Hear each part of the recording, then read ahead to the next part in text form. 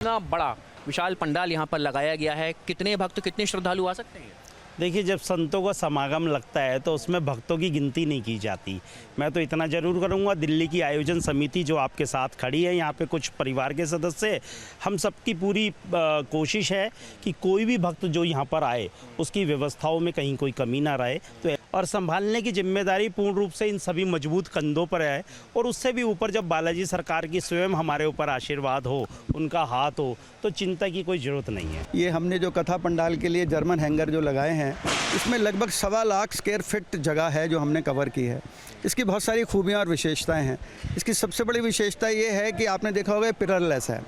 1.25 lakh square feet area अगर pillarless आप बनाएं तो उसकी अपनी विशेषता होती है। यहाँ पर लगभग 70,000 लोगों की व्यवस्था है। ये इस पंडाल में जो मेन मुख्य पंडाल है, इसमें 30 से 32,000 लोग बैठ सकते हैं।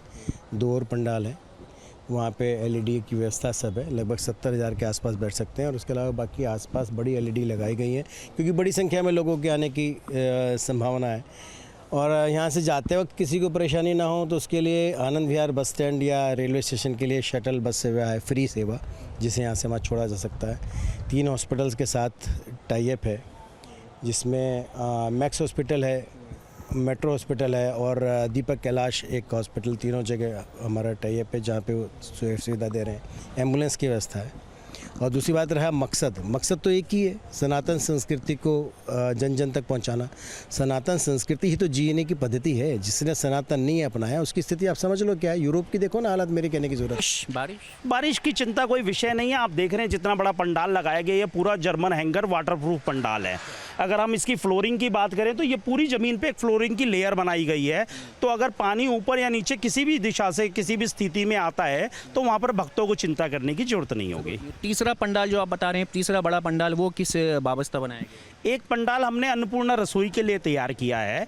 यहाँ पर आने वाले भक्त, चाहे वो हजारों से लाखों भक्त हों, उनके भोजन की व्यवस्था की गई है।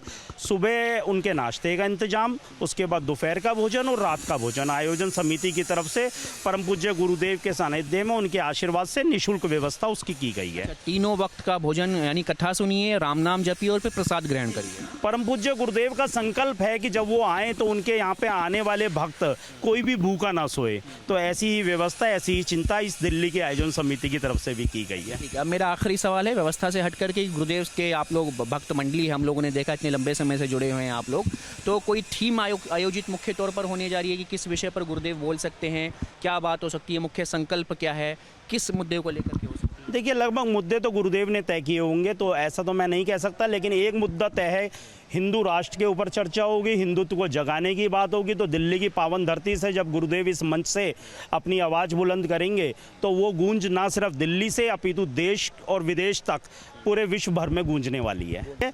सुबह उनके नाश्ते का इंतजाम, उसके बाद दोपहर का भोजन और रात का भोजन आयोजन समिति की तरफ से परम पूज्य गुरुदेव के सानिध्य में उनके आशीर्वाद से निःशुल्क व्यवस्था उसकी की गई है। तीनों वक्त का भोजन, यानी कथा सुनिए, राम नाम जपिए और फिर प्रसाद ग्रहण करिए। परम पूज्य गुरुदेव का संकल्प है कि जब वो आए तो उनके यहाँ पे आने वाले भक्त कोई भी भूखा ना सोए। तो ऐसी ही व्यवस्था, ऐसी ही चिंता इस दिल्ली के आयोजन समिति की तरफ से भी की गई है। ठीक है, अब मेरा आखिरी सवाल है, व्यवस्था से हट करके गुरुदेव के आप लोग भक्त मंडली, हम लोगों ने देखा इतने लंबे समय से जुड़े हुए हैं आप लोग, तो कोई थीम आयोजित मुख्य तौर पर होने जा रही है कि किस विषय पर गुरुदेव बोल सकते हैं, क्या बात हो सकती है, मुख्य संकल्प क्या है, किस मुद्दे को लेकर के हो सकती है? देखिए, लगभग मुद्दे तो गुरुदेव ने तय किए होंगे, तो ऐसा तो मैं नहीं कह सकता, लेकिन एक मुद्दा तय है, हिंदू राष्ट्र के ऊपर चर्चा होगी, हिंदुत्व को जगाने की बात होगी। तो दिल्ली की पावन धरती से जब गुरुदेव इस मंच से अपनी आवाज़ बुलंद करेंगे तो वो गूंज ना सिर्फ दिल्ली से अपितु देश और विदेश तक पूरे विश्व भर में गूंजने वाली है।